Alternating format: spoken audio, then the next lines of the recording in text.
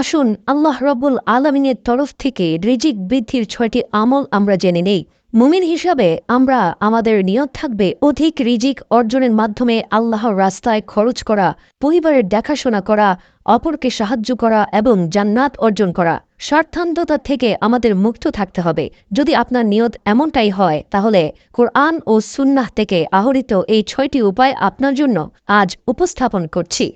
রিজিক বৃদ্ধির ৬টি উপায়। ১. তাকওয়া। যে আল্লাহকে ভয় করে আল্লাহ তার জন্য নিষ্কৃতির পথ করে দেবেন এবং তাকে তার ধারণাতীত জায়গা থেকে রিজিক দেবেন। সূরা তালাক আয়াত ২-৩। এটি আমার সবচেয়ে প্রিয় আয়াতগুলোর একটি। জীবনে বহুবার আমি মুত্তাকি ব্যক্তিদেরকে ধারণাতীতর অধিক উৎস থেকে রিজিক পেতে দেখেছি। এটা আল্লাহর ওয়াদা এবং আল্লাহর ওয়াদা অবশ্যই সত্য। আমাদের উচিত রিজিকের ব্যাপারে তাকওয়া অবলম্বন করা এবং বিপদ ও পরীক্ষার মুহূর্তে তাকওয়ার উপর অবিচল থাকা। তাকওয়াই সাফল্যের চাবিকাঠি। তাওয়াক্কুল।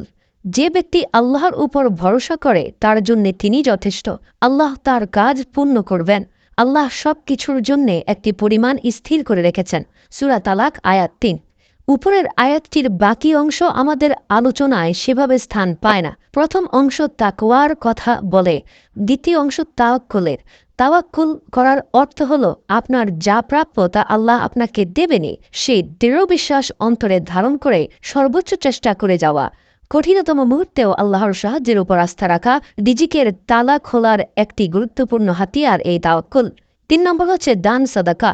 কে আছে যে আল্লাহকে উত্তম ঋণ দেবে, ফলে তিনি তার জন্য বহুগুণে বাড়িয়ে দেবেন? সূরা বাকারা আয়াত ২৪৫। রিজিক বাড়ে কিনা এই পরীক্ষা করার জন্য দান সৎকা করা ঠিক নয়। আমরা দান সৎকা করব গরিব ও অভাবীদের সাহায্য করার নিয়তে।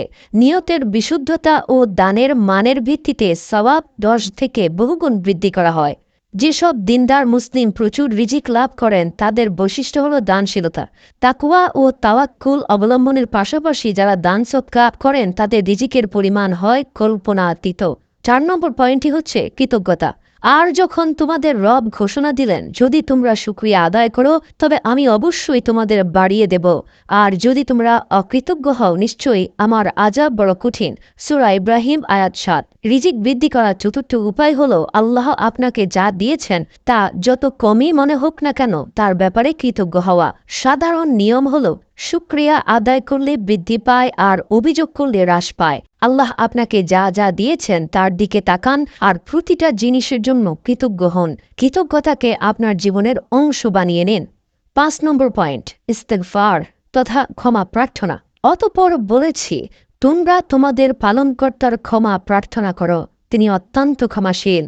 তিনি তোমাদের উপর অজস্র বৃষ্টি ধারা ছুঁয়ে দেবেন, তোমাদের ধন সম্পদ ও সন্তান সন্ততি বাড়িয়ে দেবেন, তোমাদের জন্য উদ্যান স্থাপন করবেন এবং তোমাদের জন্য নদীনালা প্রবাহিত করবেন। সূরা নূহ আয়াত ১০-১২। এই অংশটি নেওয়া হয়েছে কাউমের প্রতি নূহ আলাইহিস সালামের উপদেশ থেকে। তিনি তাদের তওবা ইস্তেগফার করতে বলেছেন যাতে তাদের রিজিক বৃদ্ধি পায়। আয়াতগুলোতে বৃষ্টি, ধন সম্পদ, সন্তান, উদ্যান ও নদীকে রিজিক বলা হয়েছে। আমরা প্রতিদিনই গুনাহ করি, তাই প্রত্যহ অজস্রবার আল্লাহর নিকট ক্ষমা চাওয়া উচিত। ইস্তেগফারের ফলে রিজিকের বারাকাহ আসে।